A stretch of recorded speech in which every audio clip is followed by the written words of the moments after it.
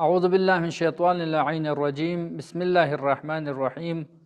محترم ناظرین، ہماری کلاس واجب نمازوں کے بارے میں جاری ہے۔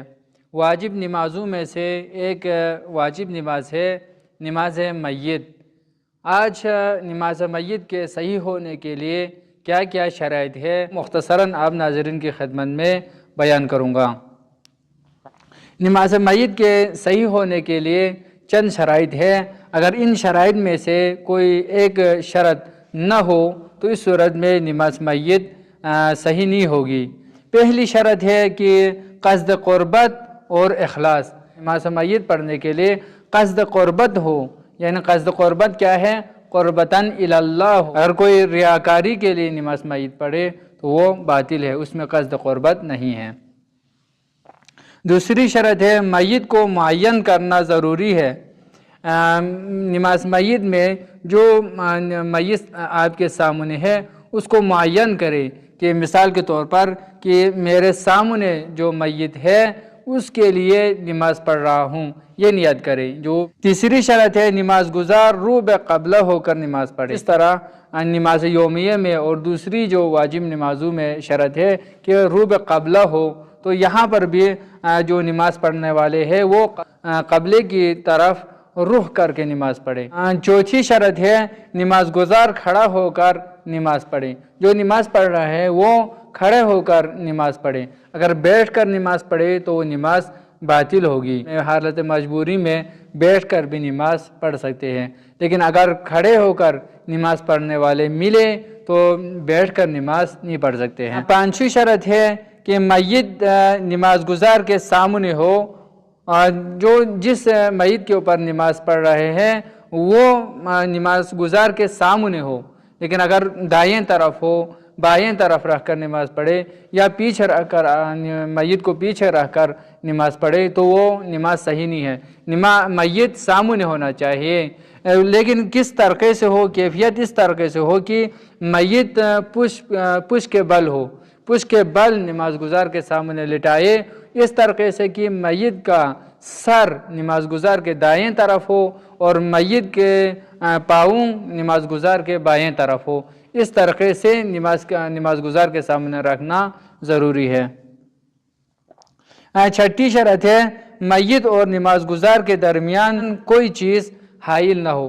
نماز گزار اور میت کے درمیان کوئی چیز حائل ہو، رکاوٹ ہو، مثال کے طور پر دیوار ہو یا پردہ وغیرہ ہو، اس طرح کی کوئی چیز ہو تو اس صورت میں نماز صحیح نہیں ہے۔ ساتویں شرط ہے میت نماز گزار سے زیادہ فاصلے پر نہ ہو۔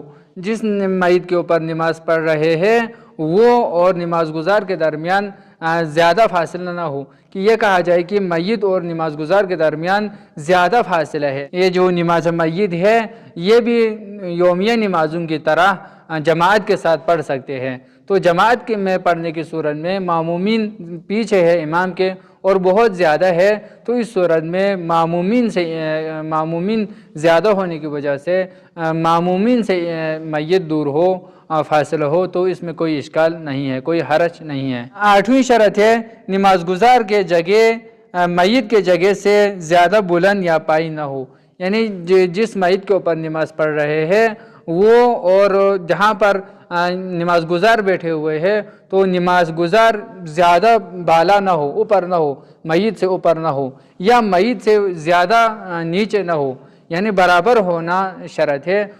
معمومین میت سے اوپر یا نیچے ہو تو اس صورت میں نماز باطل ہوگی۔ نویں شرط ہے نماز میت غسل، حنوط اور کفن دینے کے بعد پڑھے۔ ان تینوں کو انجام دینے کے بعد، فارغ ہونے کے بعد نماز میت پڑھنا شرط ہے۔ اگر ان کو یعنی غسل کیے بغیر، حنوط کیے بغیر اور کفن پہنائے بغیر اگر نماز پڑھے تو اس صورت میں نماز باطل ہوگی۔ 10ویں شرط ہے جو شخص میت پر نماز پڑھ رہا ہو اس کا عاقل ہونا ضروری ہے۔ آیت اللہ سیستانی دامت اللہ العالی فرماتے ہیں جس کے میت کے اوپر نماز پڑھ رہے ہیں وہ نماز گزار عاقل ہونا چاہیے۔ اگر کوئی دیوانے نماز پڑھے تو وہ نماز صحیح نہیں ہے۔ 11ویں شرط ہے نماز میت اس کے شرعی ولی کی اجازت سے پڑھی جائے، یعنی جس مریض کے اوپر نماز پڑھنا چاہتے ہیں تو وہ جو نماز گزار ہے وہ اس کے شرعی ولی کے اجازت سے نماز پڑھے۔ 12ویں شرط ہے استقرار اور سکون اور بین تکبیرات اور دعا موالات ہونا شرط ہے۔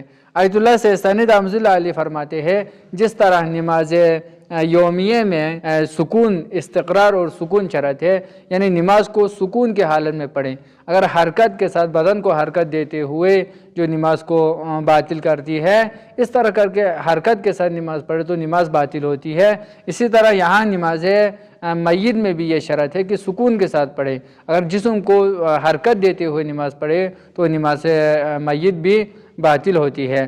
اور اس کے ساتھ ساتھ جو تکبیرات اور دعاؤں کے بارے میں انشاءاللہ اس کے بعد والے ویڈیو میں بیان کروں گا کہ تکبیرات اور دعائیں جو پڑھتی ہے وہ تکبیریں اور دعاؤں کے درمیان بھی موالات ہو، یعنی پہلی تکبیر کے بعد دعا، اس دعا کے بعد کیا ہے دوسری تکبیر، یعنی موالات ہو، پے در پے ہو۔ اگر ان کے درمیان فاصلہ ہو تو اس صورت میں بھی نماز باطل ہو جاتی ہے۔ اللہم صلی علی محمد و آل محمد، والسلام ورحمۃ اللہ وبرکاتہ۔